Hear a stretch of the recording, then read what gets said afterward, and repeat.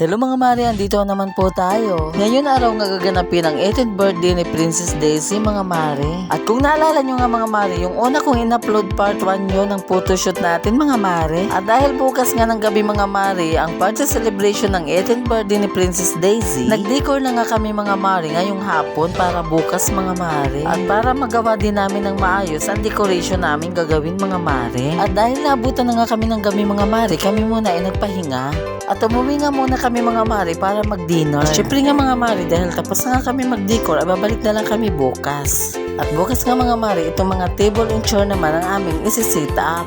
At bumalik nga muna ako dito mga Mari sa Binyo para mag-video mga Mari. Maganda nga ang place dito mga Mari dahil maaliwalas na at meron silang parking area sa labas mga Mari. At saka malapad ang area dito nila mga Mari. At pagkalipas ng gabi mga Mari, ako ay bumalik na ng umaga para mag-set up ng table and chair at i-check na lang yung skirting namin at saka yung decoration namin kagabi mga Mari. At ito na nga mga Mari ang naging ganap sa 18th birthday preparation ni Princess Daisy mga Mari.